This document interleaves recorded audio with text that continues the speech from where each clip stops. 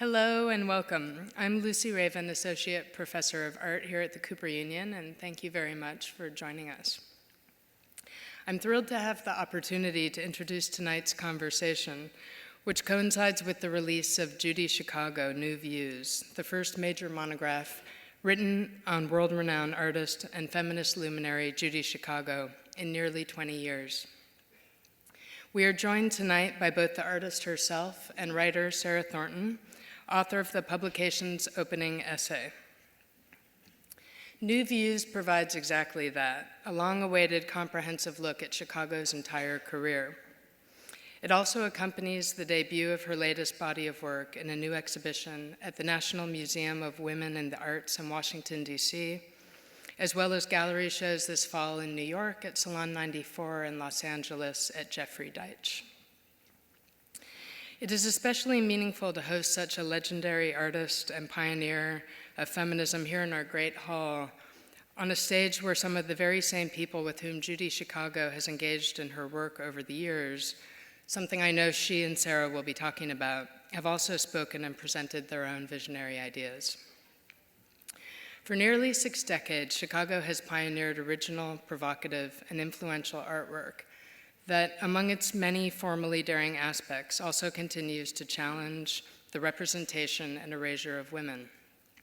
She is an artist, author, educator, and a humanist, well known for her role in creating a feminist art and education program in California during the early 1970s. Her far-reaching practice has approached a variety of subjects and a range of mediums, including car hoods, dry ice, needlework, stained glass, dinnerware, and pyrotechnics, to name a few, and includes such notable works as The Dinner Party, Birth Project, Power Play, The Holocaust Project, From Darkness into Light, and Resolutions, A Stitch in Time. I remember clearly the first time I saw images of The Dinner Party, now on permanent view at the Brooklyn Museum, as a slide in my undergrad art history class in Tucson, Arizona. Chicago was the first contemporary female artist shown to us in the class, and nearly the only one we were shown at all. I was completely blown away by the work's simultaneous complexity and legibility, and on a very basic, very impactful level, by how much space it took up. Indeed, Judy Chicago, through both her own extremely varied and adventuresome work, as well as her many collaborations, has modeled the potential for women to be involved in all levels of art making, production, and exhibition. She has shown through her own presence and participation and continual making of space the necessity of women's inclusion in art history. Our other esteemed guest tonight, Sarah Thornton, is an ethnographer who writes about art, design, and people. She is formerly the chief correspondent on contemporary art for The Economist and the author of 3 critically acclaimed books, 7 Days in the Art World, 33 Artists in 3 Acts, and Club Culture's Music, Media, and Subcultural Capital. Thornton, a Canadian who went to the United Kingdom on a Commonwealth scholarship, was once hailed as Britain's hippest academic, and now based in San Francisco, she's better known as the Jane Goodall of the art world. I want to thank Salon 94 for co-sponsoring this event with us. They're showing the exhibition Judy Chicago, Picturing Extinction, Studies for the End at their Freeman Alley gallery. I urge you to take the walk down the Bowery to see the show before it closes November 2nd. And tonight, please stick around after the talk. The monograph will be available to you for purchase, and Judy Chicago will be signing copies here on stage. Limited edition products are also available for sale by Prospect NY, including some of Chicago's pieces made in collaboration with the company. To give you an idea, these have names like Rejection Fantasy Linen Napkin, Amazon Dinner Plate, and Bigamy Hood Towel. Now please join me in welcoming Judy Chicago and Sarah Thornton.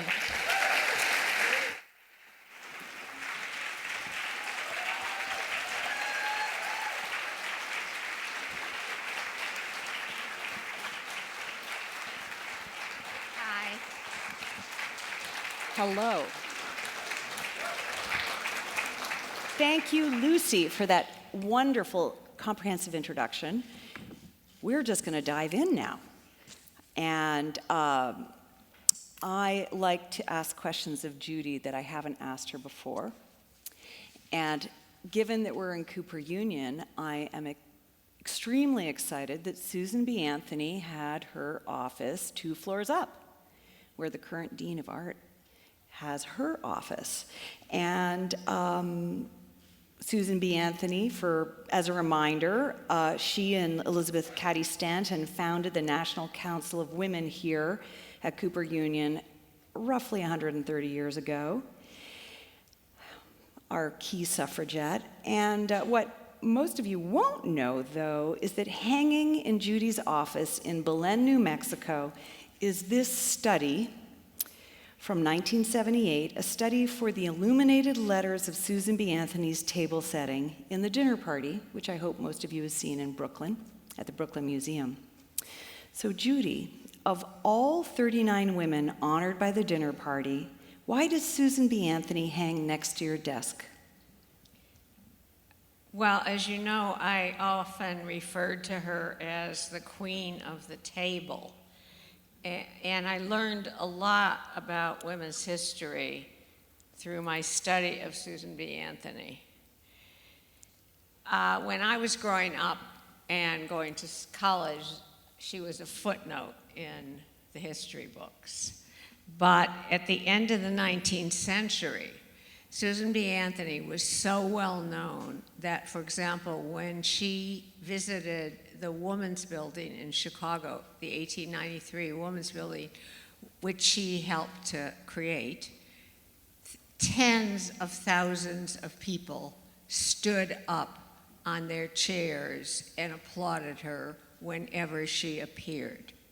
And within a decade, she was a footnote.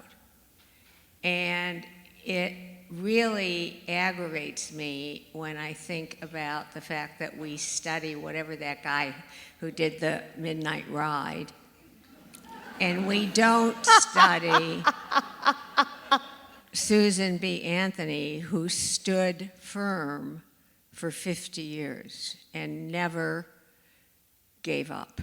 So for me, she was a model for me.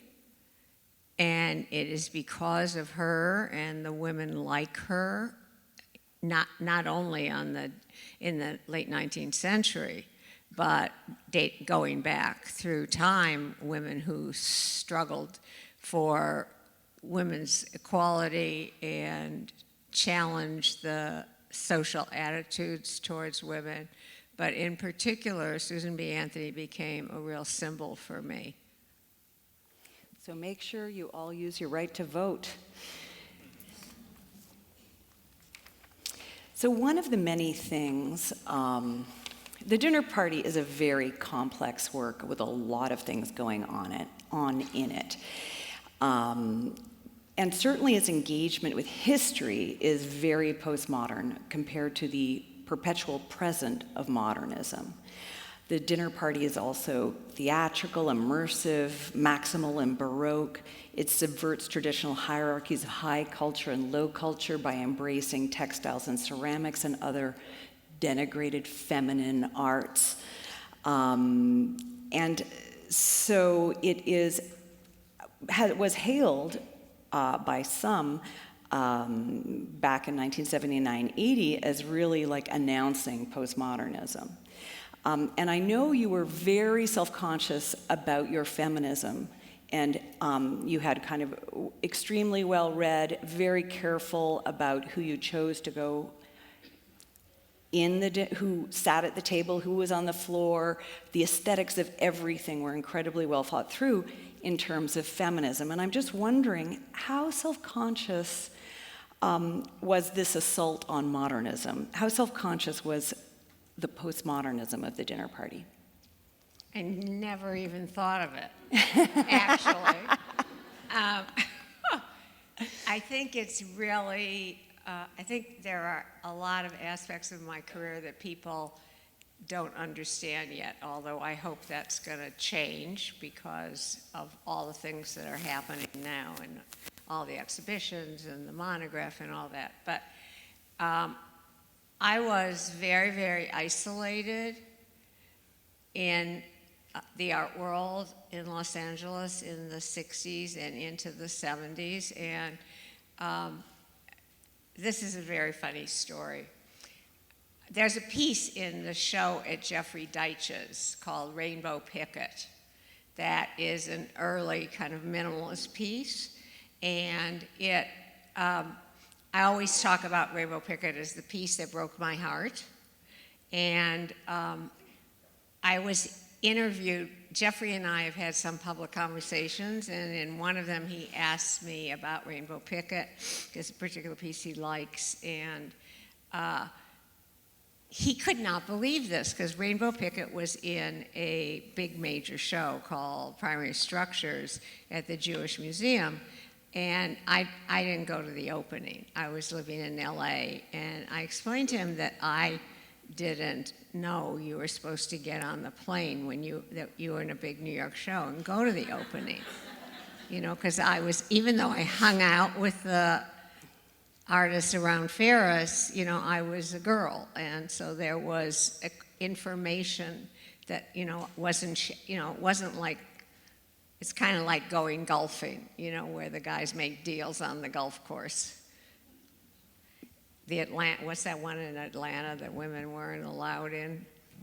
I forgot the Masters, the right. golf. Yeah, so that's kind of like what the art scene was, like a golf club that women weren't allowed in. Anyway, so Jeffrey and actually some other dealers that I've talked to about this have said, oh my God, if you were working with us, we would have gotten you a plane ticket and taken you to New York and gone with you. And I'm like, well, if you'd done that, the whole trajectory of my career would have been different. And then somebody, I can't remember, one of them said, yeah, but then there'd be no feminist art, which I thought was very funny. Because, I made this radical break from my early work, and I didn't really realize how radical it was when I set off to develop a feminist art practice and feminist art education. And there was no real term postmodernism then. That came later. That came in the 90s, with structuralism and anti-essentialism and postmodernism and all the isms in the art world. Anyway, I was really separate from that. When I set off on my own to create a feminist art practice, I really moved outside of the art world. And when I came back from Fresno to LA, by then I had decided I really needed some kind of community, and I started looking for other women artists. And that was when I met Lucita Hurtado, who has kind of been rediscovered, but she was painting in a closet. So I'm getting to, anyway, so I was intent entirely on my own goals and vision. And in the years I was working on the dinner party, and the 6 years I was working on the dinner party, basically, I worked 17 hours a day, and my life was working, running, and sleeping.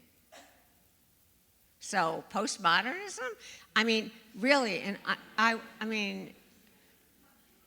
now I understand some of the shock of the dinner party, but then all of us were stunned by the response, the art world response, because everybody knows the story. The dinner party opened in San Francisco at the San Francisco Museum. It was this huge success, 100,000 people. People stood in line for 5 hours.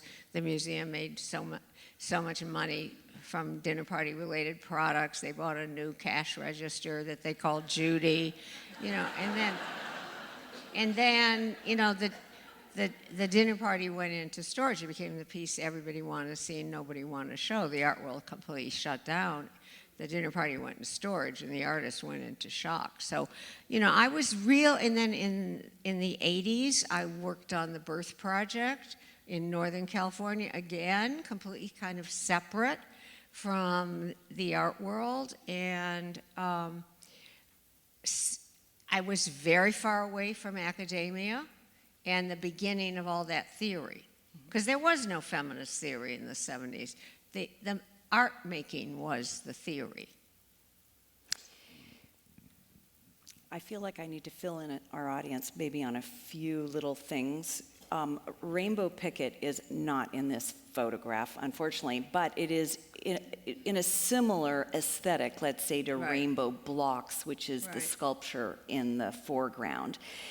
And I guess I'm so glad you said all of that, because one of the things I'm keen to do and really astonished by is the degree to which your own practice, which was you following very kind of led by your politics, but through a deep concern for aesthetic form, your work has been seen in a feminist ghetto, but I think it's very interesting to look at it in relationship to all these other art movements that were going on during the period, such as minimalism. So next question.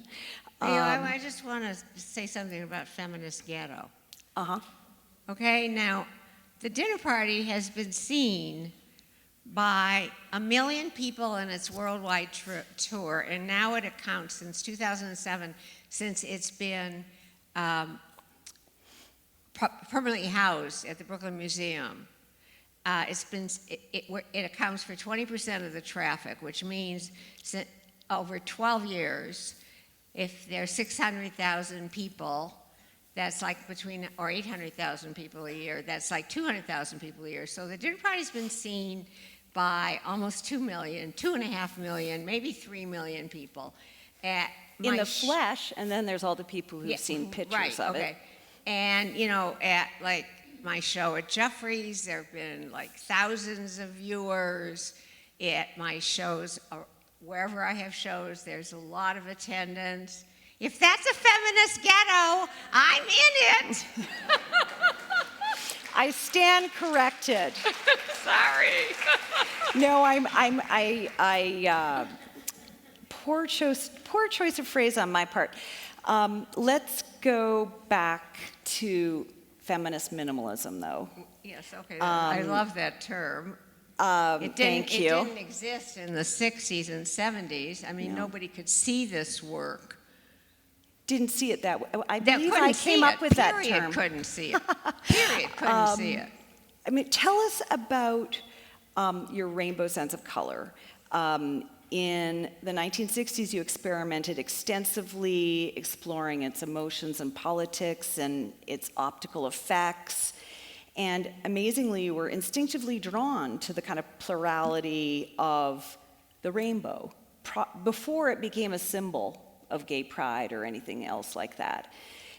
Can you just tell us a bit about how color could be so objectionable to the minimalists of your time? Well, let's even go before the minimalists. I mean, when I was in graduate school at UCLA, my male professors, painting professors, hated my color, absolutely hated it.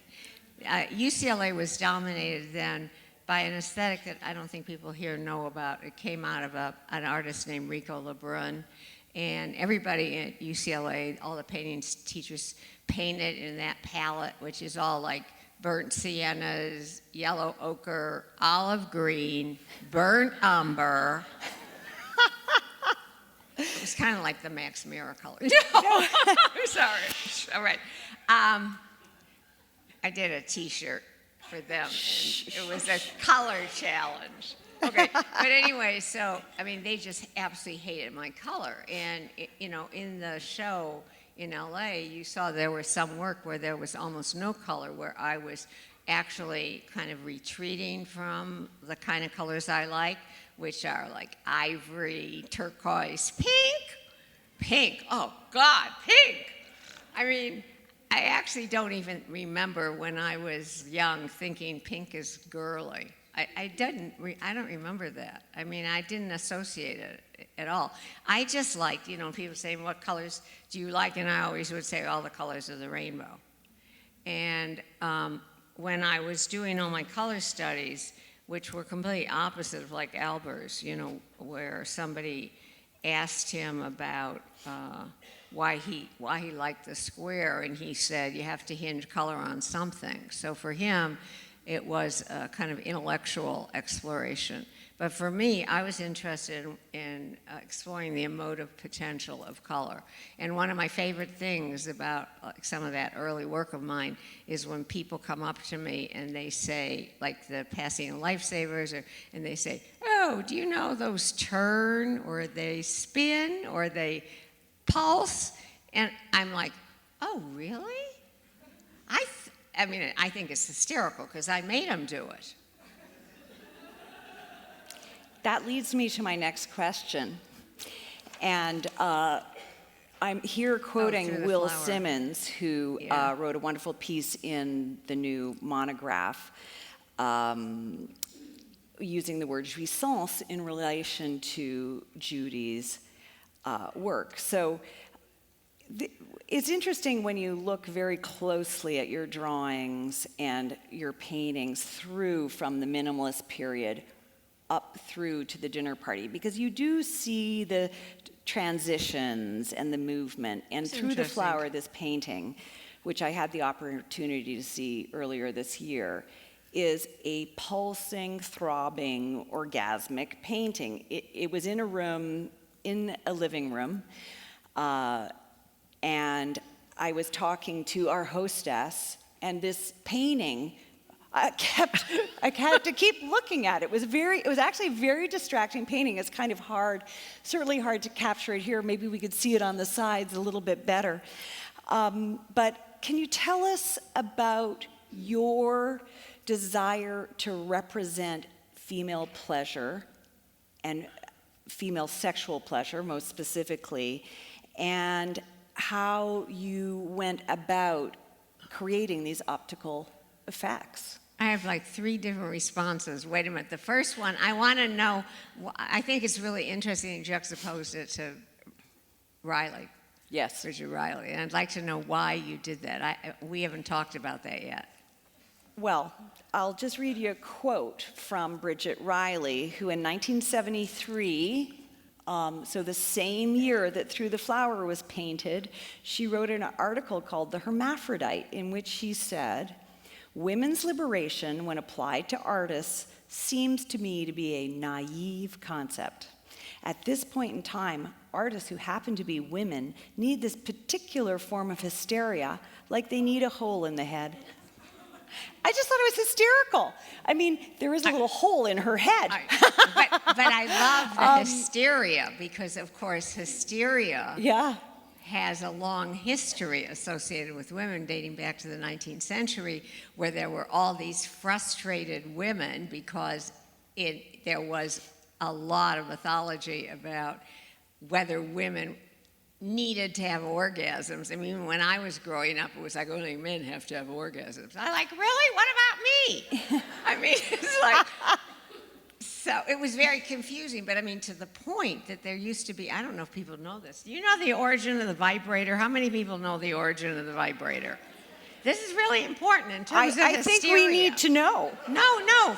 In the 19th century, women who had been labeled hysterics went to doctors who used basically a dildo, an electrified dildo, to give them a paroxysm to relieve their hysteria. That is the origin of the vibrator. Wow. Right.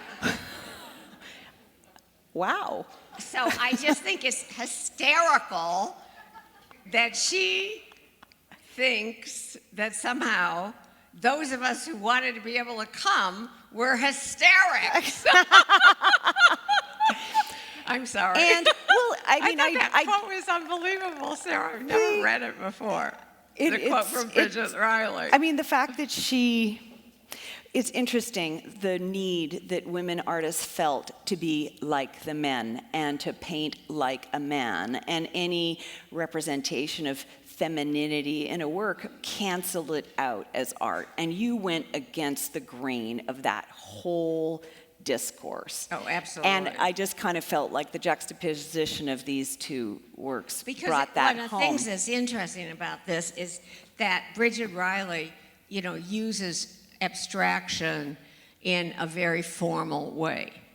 And as you know, when I did that interview with Jory Finkel about her book, It Speaks to Me, Jory Finkel, who's a writer for the New York Times, an art writer, did a book interviewing 50 artists talking about work that speaks to them. And what was really interesting, this is an aside, she was very, very equitable in having half women and half men artists. But do you know, out of 50 artists, only 6 wrote about a woman artist, selected a woman artist? So equality is not, and this actually relates to this, equality is not just in the numbers, it's in how we see and what we value.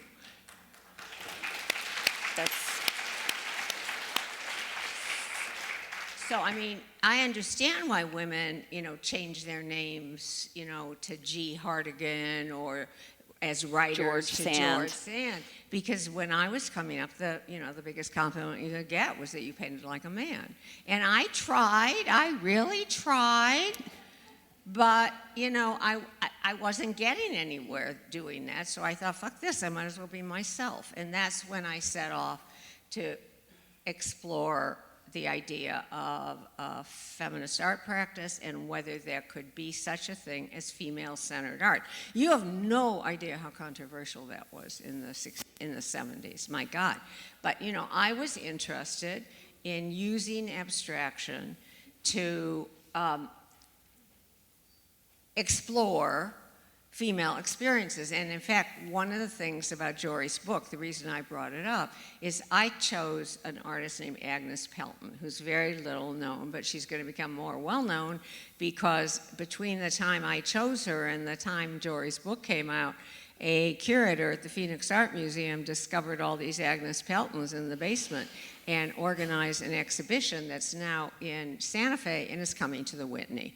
And one of the things that Jory and I discussed was in my discussion of Agnes Pelton, I talked about that, in my opinion, the development of abstraction allowed a huge breakthrough for women artists, because before abstraction, the only way a woman artist could express her own sensibility was by somehow subverting art historical themes, like Artemisia Gentileschi with Judith beheading Holofernes, and the more recent interpretations of those paintings as that relating to her rape.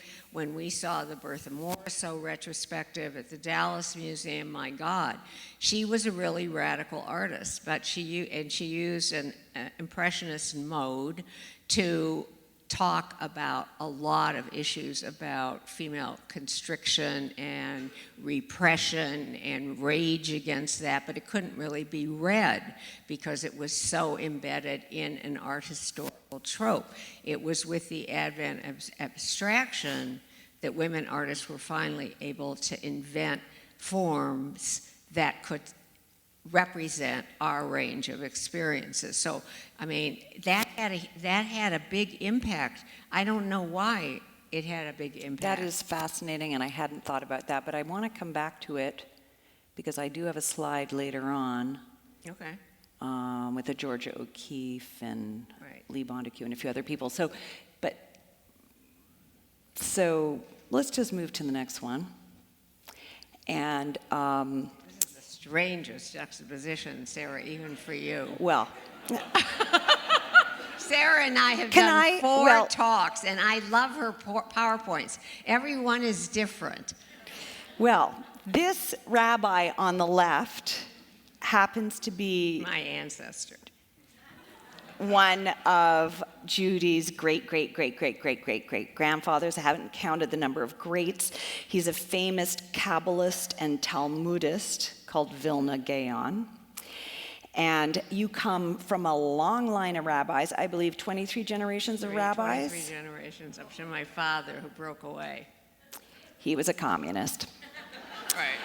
And of course, there are many religious references, covert or overt, in your work, and maybe most explicitly in the dinner party, where you have a kind of Last Supper reference on each side of the triangle. Or in Rainbow Shabbat in the Holocaust Project. Of course, Yeah. yes, absolutely. And here's a quote from the text that accompanied the dinner party. And I believe you wrote it, or you and your colleagues wrote it. And it Me and who? your team of, Oh. I mean, I'm sure you wrote it, but anyway, let's just, let me read it. So, The goddess? The one about the yeah, goddess? the goddess. Oh, that's me. or the feminine principle, or Yeah, the yeah, that's spirit right. within each human being which affirms life, gathers all people to witness a vision of an equalized world in which sex, race, and class distinctions are erased and people live in peace and harmony. The dinner party expresses the belief and hope that once reverence for the feminine is reestablished on earth, a balance will be restored and everywhere will be Eden once again. It's beautiful, isn't it? The dreams of youth. Okay, so how would you describe your religious beliefs and their evolution? Well, Or your spiritual beliefs? Yeah, my father, broke away. He was supposed to carry on the family tradition, and like you said, he became a labor organizer instead of a rabbi. But, I mean, I was raised with very little knowledge of Jewish religion, although my brother decided he wanted to be bar mitzvahed, and my father was dead by then, or he would have probably died of shock that his only son wanted to reverse course and go back to the religion he left. Anyway, but I was definitely raised in Jewish values, and when my husband and I, photographer Donald Woodman, and I got married, it was 34 years ago, because we had decided to do a project about the Holocaust, and both of us came from secular Jewish families. We knew nothing about the Holocaust or Jewish history, and so we went through a period of kind of discovery, and we used a lot of traditional Jewish forms in our wedding, and we formed a Seder group that we've been with for 30 years. But I think our relationship with Judaism is more like two Jews, three opinions. In other words, what we embrace is the diversity and the cultural values and human values that have been passed on for a very long time. But in terms of how I structured the dinner party, I had this big challenge, which I've had a number of times in my work, which has to do with teaching audiences about the subject matter I'm exploring because they know so little about it. First, the dinner party in women's history, then birth, with the Birth Project, then the Holocaust Project, and more recently with the end, there's so much denial around death and so much fraught politics around what we're doing to the planet and other creatures. So I've had to find ways, without being didactic, to educate the audience through the art they were looking at. And for the dinner party specifically, I looked back to medieval times and the way the church taught Christianity basically to illiterate people, which was through art, through symbols. And I thought if they could do it, I could do it. And I learned a lot from them. And even though I couldn't stand what they were teaching, I thought the way they were doing it was pretty interesting. Stained glass, ecclesiastical embroidery. Cool. you know. Love it. So, as Lucy mentioned, you have 2 shows up right now, one in Washington, D.C. at the National Museum of Women in the Arts, one in Salon 94, Freeman's just around the corner here. And they are both related to The End, a meditation on death and extinction. And the paintings are very luminous, and you don't notice at first, but when you look at them up close, you realize you're using a glass paint on black glass. Mm-hmm. Is that right? How did you Kiln-fired. Kiln-fired. Multiple kiln-fired. Can you just tell us about the process of making these? Well, they're small, exquisite works. Well, I wanted them to be small because the subject matter is really, really difficult. I mean, the drawings at Freeman Alley are for the extinction section of the project, and actually it was helpful to have that up over there because I can see that. So Could we put the, yeah, thank yeah. you. I've been working in glass since 2003. And along the way, I began to bring back some of the other techniques I've used, like porcelain painting and bronze. So like in The End, there's glass, porcelain, and bronze. But the way I paint on glass is a type of painting that's very little known in the glass world. One of the reasons I got interested in glass was because I was in LA when Peter Volkas and John Mason brought ceramics over from its decorative and craft origins into high art. And I got interested in glass at a time when glass was, and still is, very much in the decorative. And I have been working to try and bring it into high art and fine art. But the thing is that when I was studying China painting for the dinner party, a lot of the China painters also painted on glass with a type of paint that is much more like oil paint in terms of its range of colors, and you can blend with it, which you can't. There's a lot of glass paints you can't do that with. And but for the paintings in the extinction section, which are on black glass, I had to do 3 firings of white with white paint just to get to the point where I had a ground where the color would read.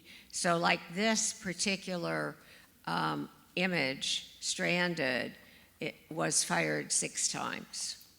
Wow. And I was asked at a conversation in Washington about digital, how have I been affected by digital technology as an artist? And I said, let's see, the extinction images and in the end, and the mortality images, I used a crow quill pen, which is getting really hard to find. Donald goes online to find me the pen points. Really hard to find them nowadays. A crow quill pen. And how appropriate when depicting nature. And how appropriate, too, is glass for the metaphor of fragility. Right, that's strong contained and fragile, in the work. right, yes, like us and like our environment, which is getting more fragile every day. And this interest in the environment is a through line very consistently in 50 years of work. Here we have Purple Atmosphere from 1969, which is the cover of the monograph, and a kind of non-invasive way of doing an earthwork, a low-impact, relatively sustainable, self-consciously feminine earthwork. Even more sustainable now because for a while, when I went back to fireworks, which, for a long time people didn't even know I'd done these between 1968 to 1974, and then I stopped until Pacific Standard Time in LA, the Performance Festival, and I kind of had the opportunity to pick up where I left off, which I've been really glad about, and I've been doing smoke performances and fireworks pieces again. But anyway, in the middle, they stopped making colored smokes. And so when I went back, I couldn't do colored smokes. That's why I had to use aerial fireworks, which are very challenging and very expensive. But my point is now they're making colored smokes, and they're completely non-toxic. Awesome. And notably for Judy's 80th birthday, she did Birthday Bouquet, which was a rainbow smoke, and it was amazing. But actually, let's go back to that. Until Philip Kaiser's Ends of the Earth show at LA MoCA, and I can't remember when it was, 2012, I think, nobody had ever put my smoke performances which were all in nature, into the context of land art. Mm-hmm. I was just getting a gesture, so. Oh, you're getting you're getting 5 minutes? No, don't worry. You don't worry. I'm going to move on to the next slide, but just a comment, because you've told it to me before. Part of the impetus behind these earthworks was very much a reaction to the kind of He-Man earthworks of Richard Serra and Robert Smithson, who were like cutting down redwood trees and bulldozing. My opposition to Richard Serra continues. I don't know how many of you read the interview with him in the New York Times. Can you imagine measuring your work in pounds? That's what he talked about, poundage. Tons. I'm like, tons. Really? How about meaning?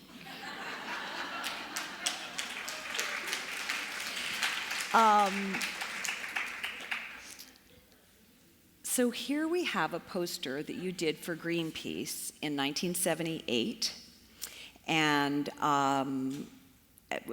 which seems to me to work on a French pun, la mer and la mère, the ocean and the mother in French.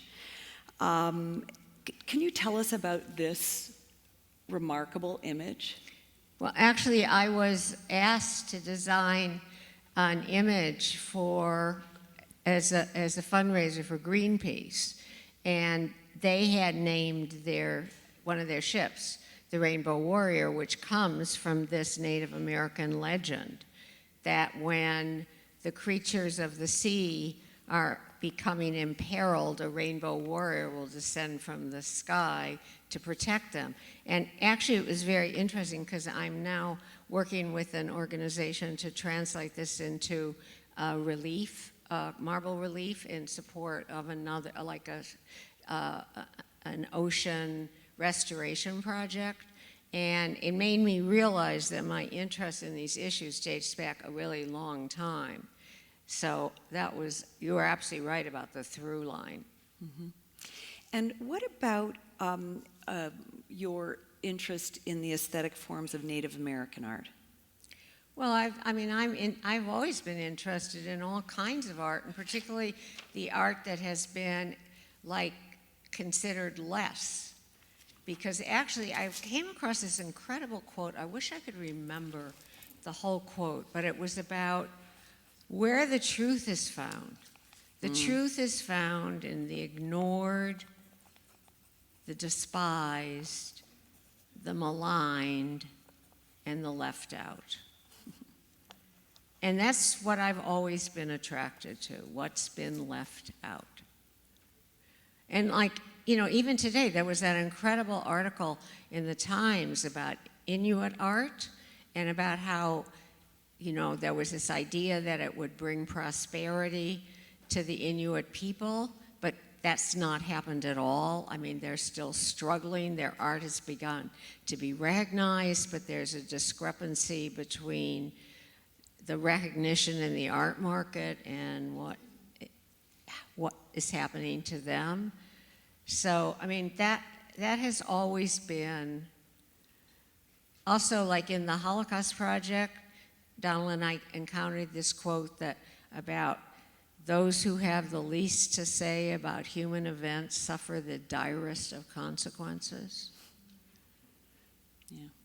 I guess that's always where I've been looking, drawn to, exploring, wanting to use my talents on behalf of. Mm-hmm. Yeah. I'm going to go to the next slide, which you haven't seen. I'm just warning you. I have a surprise slide in here for you after this one, because I just wanted to show a few more of your car hoods with a few more Richard Prince works. And oh my God! Oh my God, Sarah! Anyhow, Oh my God! Okay, let me ask my question. So could your it be any more obvious? Your car hoods were included in the Tate Modern show, Pop Goes the World, curated by Jessica Morgan. And I'm wondering, do you sometimes see yourself as a pop artist? Never, but the thing is that, I understand why Jessica included the car hoods, because, I mean, they could, in retrospect, you could say there's like, it's a car culture and iconography and my sense of color, but I would say that's as close as I got to pop art. But I just never saw the only Richard Prince cars or car hoods I ever saw was the one before that you juxtaposed. I've never seen this. How about like offering up a woman on a car as opposed to female forms like taking over that masculine hood? And I'm not going to ask you about it because we don't have time, but Judy did go to auto body school and was one of 250 was the only woman amongst 250 men to learn how to spray paint a car. And if you look at those 1960s minimalist works, you will see the unbelievable skill of the gradation. You would think a machine had done it. It's so perfect. But then you do see a little human touch, thank God. Yeah, but I mean, I went to auto body school after I got my master's, and I really learned a lot. And, I've sprayed everything. I've sprayed automotive lacquer. I've sprayed fabric paint. I've sprayed China paint. I've sprayed glass paint. I really learned a lot. It became one of the major kind of tools of my career. Next question. Let's see, so it's really interesting. I was familiar with the Birth Project and this work, but I didn't see the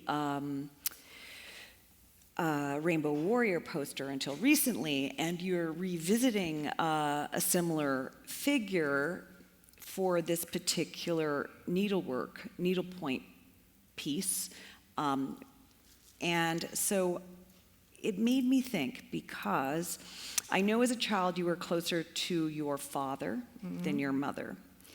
And I'm wondering about, and you have no children yourself, and I'm wondering what you feel is your personal relationship to an image like this and to the images in the Birth Project.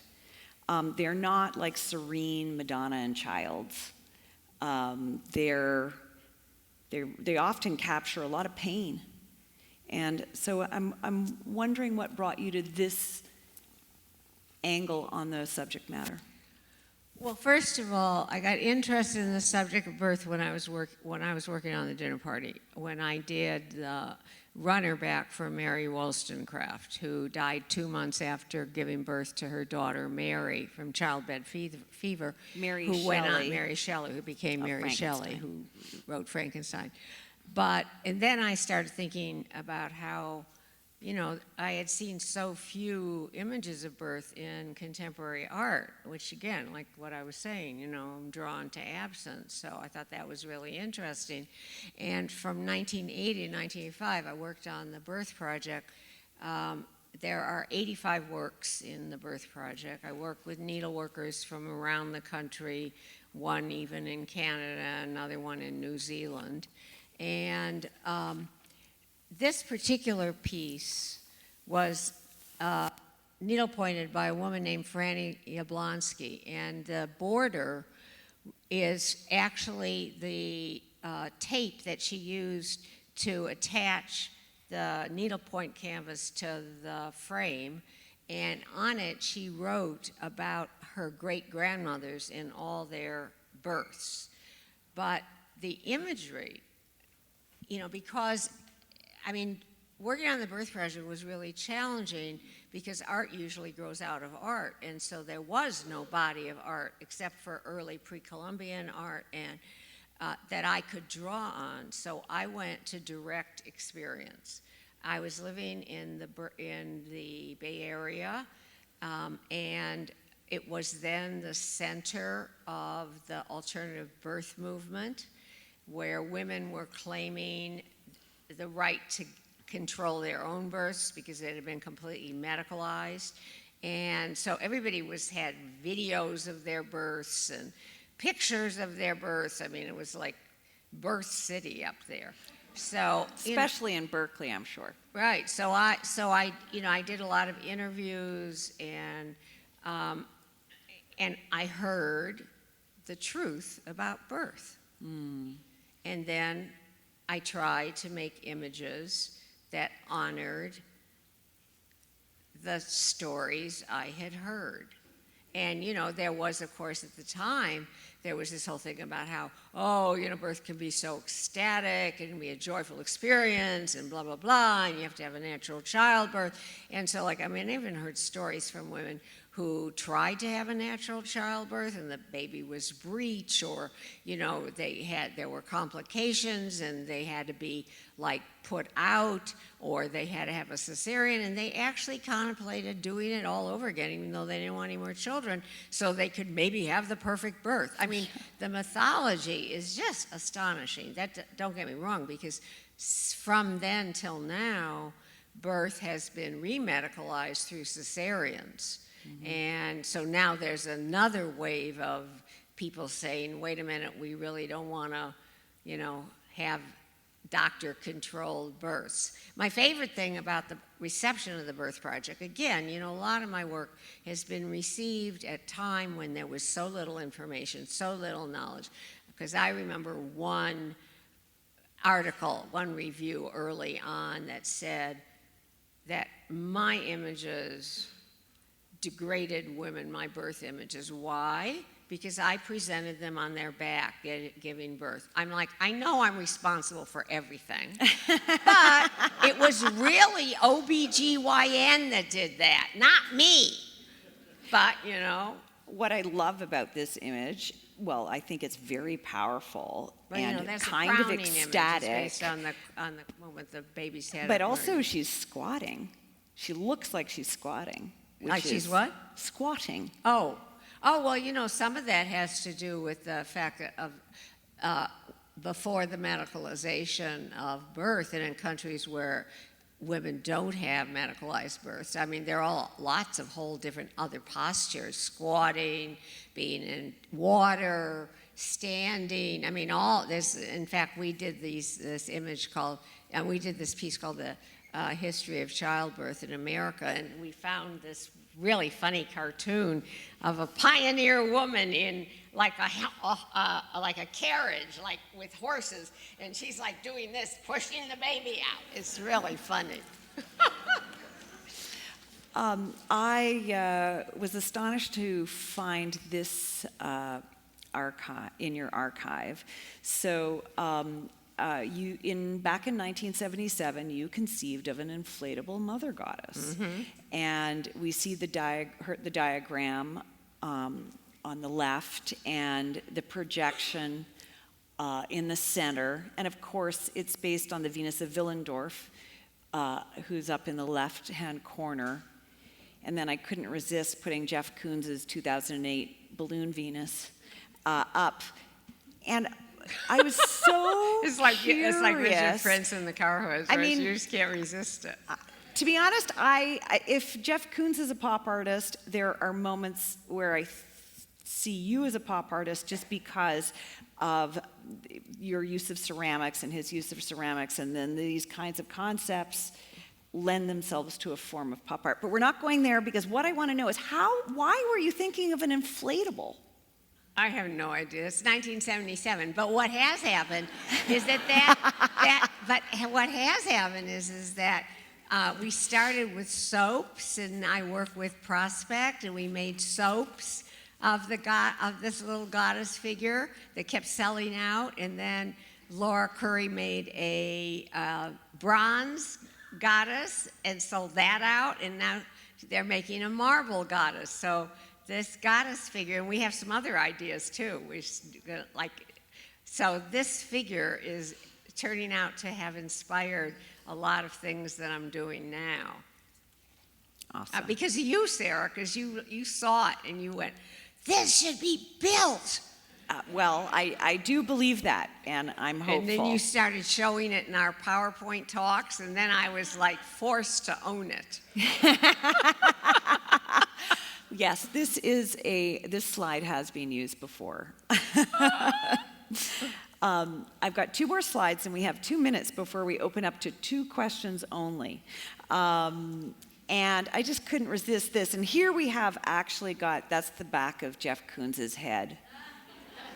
Looking at, That's hilarious. Courbet's L'origine du monde, which he cites as the reference for the painting above, whose name escapes me. Then we have Virginia Woolf, your ceramic Central Court image and plate from the dinner party in the middle. We have Merritt Oppenheim's teacup from 1936, a Lee Montague in the bottom corner, and then in the top left, O'Keeffe. Georgia O'Keeffe. Now, I know O'Keeffe is an important influence for you, and I'm just wondering, I'd love to hear your very quick potted history of Central Core imagery.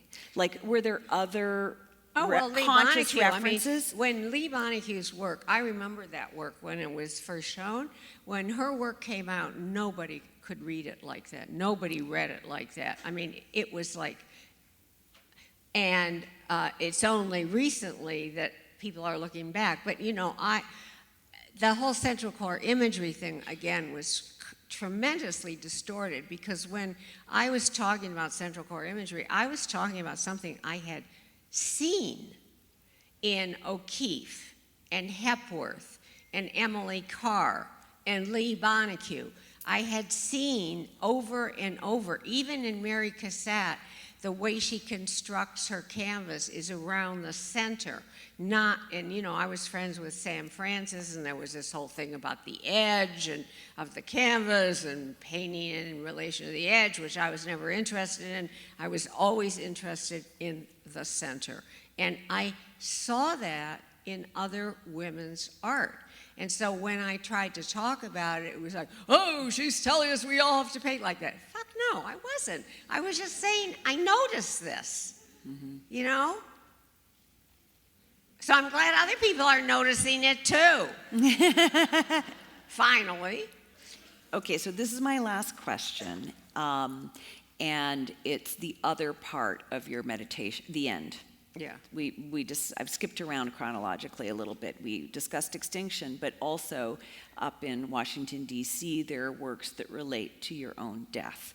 And I'm wondering if you feel less afraid of death for having made this body of work. Yes. The short answer is yes. I learned a lot about the way death has been viewed historically, very different from now in different periods. The first section of the end is called Stages of Dying. It's based on Elizabeth Kubler-Ross's analysis of what happens when people are faced with their own death. Since then, since her writing, there's been more scholarship, and they've discovered that you don't always go through the stages in exact order, but everybody goes through them. Denial, anger, bargaining, depression, and acceptance. So those are on porcelain panels. Of course, denial could be said to be going on around us in relationship to far more subjects than just death, like climate change. Anyway, but I mean, really, the first section of mortality on Black Glass deals with kind of philosophical speculation and going back to Socrates, Camus, Albert Camus, how different people have viewed death, and then moves into a direct confrontation with how will I die. And I toured Jane Fonda through the show before it opened, and when we got to the first stage, you know, and she looked at denial, she said to me, "Do you think you could just skip that stage?" And I said, "Yeah, I think, you know, she's had a lot of death in her family, so have I. So I think that we probably would not go through a stage of denial. Yeah, I'm gonna die.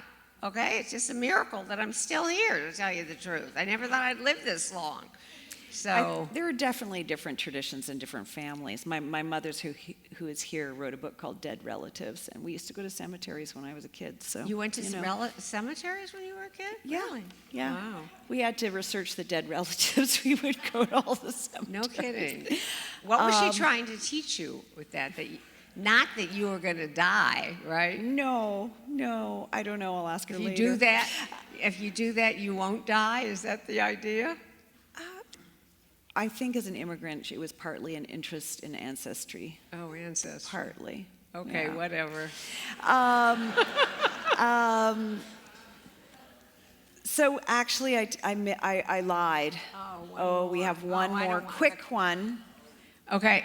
Okay, yeah, in a nutshell, in the long history of patriarchy, where are we now? And these are works from the 80s, and From isn't Power it Play. scary how much that looks like our current president? And Yeah, here's a more positive representation of Yes, but man. masculinity. But it was terrifying to look at these pictures in the paper of these fuming white male politicians in relationship to Power Play. They look just like my paintings, honest to God. I hated being so prescient. But, I mean, the current state of patriarchy. Okay, so like Virginia Woolf, when the Nazis were busy marching across Europe, Virginia Woolf referred to that as patriarchy gone mad, okay? So it's not like we haven't seen excesses of patriarchy before. So, you know, and it's not like all the racism and sexism and homophobia that has been allowed to come out into the open, enabled to come out in the open. It's not like it wasn't there. It was there, is there. And we're only going to overcome it by looking at it in the face and making substantive, systemic change. How to do that? How to do that is going to be the challenge for all the young people in the room. Really. That's going to be your challenge. Because, you know, we've done a lot in terms of making change, but we have not sufficiently translated that into institutional change.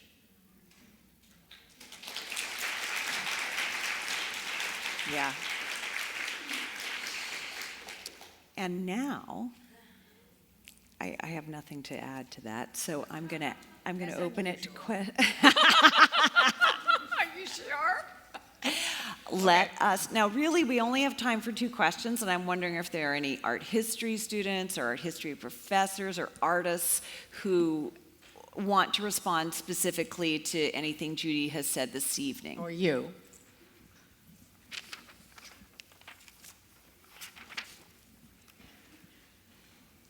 If there are no questions, we can just go sign books.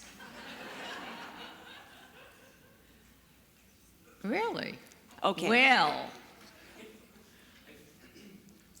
feel it's very male privilege of Inter- me to oh, take Will. this spot.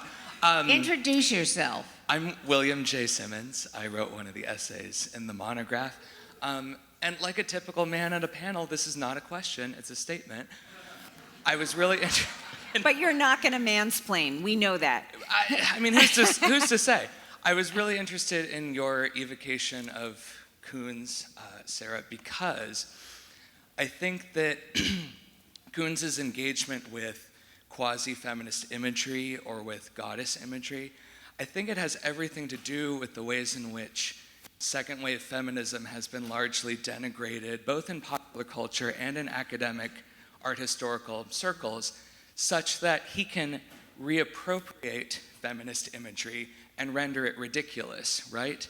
So I think that it has everything to do with a latent sexism and an aversion to the symbols of second wave feminism, which is why a reappraisal of Judy's work is so important. Well, I think that's a great interesting. comment. And I mean, Judy's work politicizes. You politicize what you touch, and Jeff Koons depoliticizes, and that is like a generator. Hence, how much more money he's made than me.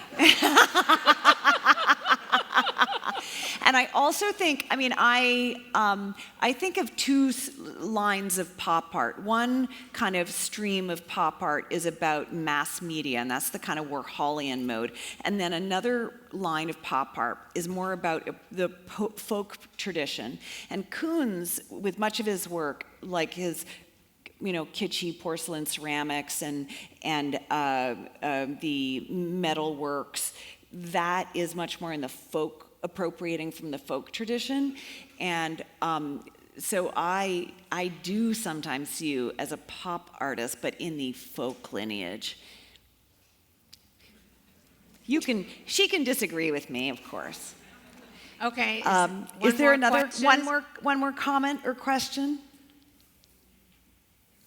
Good. Can we have lights up again, please? Who are you? I'm Tara Schaefer. This is my alma mater, so I'm happy to be back. But my question is really about the magnitude of the dinner party, which I told you the other day that I saw when I was 11 years old, and has never left me since then, and been a huge influence on everything I've done and thought about in the art world since then. But how you were able to do a project of that magnitude with that many people involved, and I don't know if people here understand how many people were involved or what the history of that project was, but like to be able to conceive of it and then have the people to help you finance it, and a museum agreed to show it, like all Where's of that, Diane Gallo? all of that to me is pretty amazing. Diane, where are you? Come and answer the question. Diane Well, was at the least dinner stand party up, administrator. Diane. Really, she was the dinner party administrator. And Mary Ross. She's going to answer your question.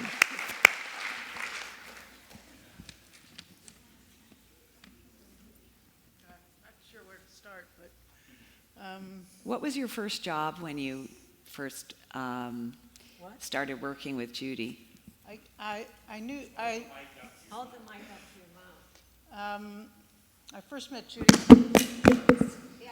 I first met Judy in 1973 or 73 at the opening of the Women's Building, when I walked into a room and saw your work, and it was the first time that I had seen work that had really spoke to me as a woman. And I started working with Judy in 1974 on the dinner party, first as a researcher, and then realized as this project was starting to really expand that I wanted to give Judy the space to work in her studio for 17 hours a day, which is what she did, and to allow, to be responsible, I guess, in a sense, to administer the numbers of people that would be required to help, create her vision, and to allow her the space to work in, and to give that to a woman artist, which I believed had not been given to a woman artist before on that kind of level, to work on that large of a project. And, helped raise the money, and we dealt with a studio of 400 women and men. And to realize... I just want to say one thing. Last week, I was honored at the Hammer Gala, and my remarks were titled, "My Honor is Their Honor." And I talked about, even though I have not had a lot of art world support, which is like an understatement because the art world tried to kill me and my work, no artist can survive without support. And I have had individuals who came forward. Some of them are here tonight. Diane, Mary Ross Taylor, who ran the Birth Project, Laura and Louis Kruger, who have been tremendous supporters of mine over the years, gave me shows when other people wouldn't show my work. I mean, I have had individual people come forward, and my honor and my whatever is happening to me now in terms of my career is because of them. My honor is their honor. Do you want a minute? And do you want to mention Jeannie and Jess? Okay. I think we're done then. Well, thank you all for coming. And thank you, Judy.